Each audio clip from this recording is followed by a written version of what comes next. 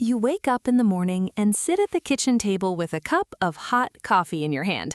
Just as you've done almost every day for the past 10 years, you open Facebook. Endless political debates on the pages you follow, an advert for something you searched for on Google 2 days ago, a memory from 2014 of a loved one who is no longer with us, messages from fake accounts trying to trick you, and those infamous photos of your friend's forced smile, eager to show everyone what a wonderful holiday they've had. You close the app, but you don't feel any better. You feel exhausted.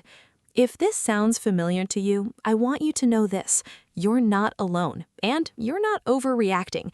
Millions of women over 60 across the United States are quietly stepping back from Facebook in 2026, not with a big, dramatic announcement, not with anger, just a slow, deliberate exhale, a decision that says, "This isn't serving me anymore." Today, we'll be discussing why this happens, what it means, and most importantly, what you can do instead to stay connected without getting lost in the scroll. The exhaustion is real, and it has a name. In fact, there is a name for this feeling that many of us experience. It is called digital fatigue.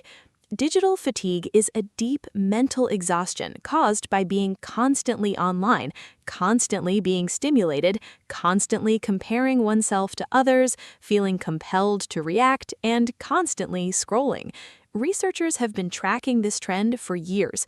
By 2026, this condition had particularly severely affected the over 60s. Our generation didn't grow up with this. We learned these platforms as adults. We adopted them to stay close to family, to find community, to share our lives. And for a while, it worked beautifully. However, over time, the platform changed. The algorithm was specifically designed to keep you on the platform for as long as possible.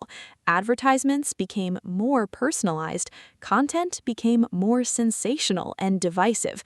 What once felt like a warm community has now turned into a crowded, noisy room where everyone is talking, but no one is really listening. I want to hear from you right now. Drop an honest comment below. When was the last time you opened Facebook and actually felt good afterward? The loneliness paradox. Here's what makes this so complicated. Women over 60 are leaving Facebook because it makes them feel bad, but they're also hesitating to leave because it's one of the only places they feel connected. For many of us, Facebook became the town square.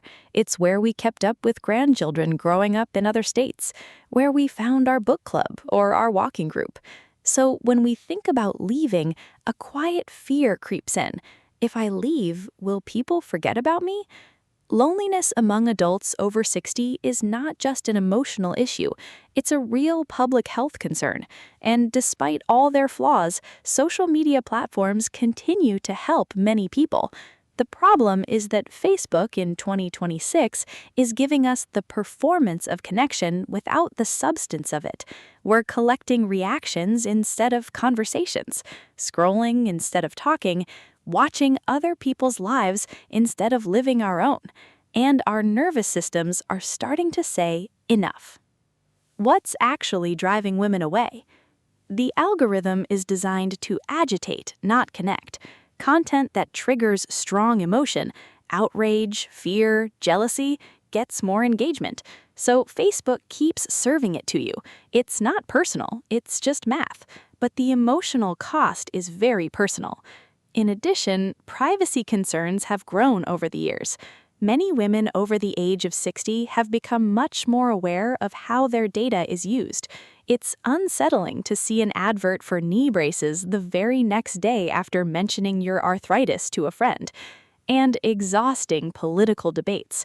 What used to be a place to share recipes and grandkid photos has turned into an endless political battleground.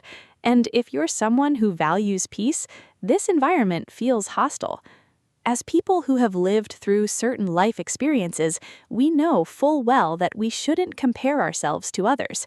Yet it's also true that the carefully curated videos and photos we're presented with can make us feel bad about ourselves, especially if we're already having a tough day. What to do instead? Leaving Facebook doesn't have to mean disappearing. Here's what's actually working for women in our community. 1. Move your close relationships off the platform. Text your daughter, call your sister, schedule a video call with your grandkids. Real connection doesn't need an algorithm, it just needs a little intention. 2. Find your offline people. Look into private groups on platforms like Geneva, the online place to find your offline people. There are thriving groups of women 60 plus talking about travel, books, gardening, and life transitions. They're quieter, they're kinder, they're real. 3. Set a Facebook window. Instead of constantly checking Facebook throughout the day, set yourself a 20-minute time slot. Make sure you don't open the app outside of this time slot. 4. Replace the scrolling with something meaningful and beneficial. You could take a short walk in the park, read a chapter from a book you love, or simply relax and watch the clouds go by. The moment of decision. The women who are stepping back from Facebook in 2026 are listening to something important inside themselves. They are choosing peace over noise. So, are you thinking about stepping back from Facebook? Have you already, or are you still weighing it? Leave a comment below and tell me your story. Tell me what keeps you there and what you wish you had instead. If you enjoyed this video, don't forget to click the subscribe button and join our community. See you in the next video.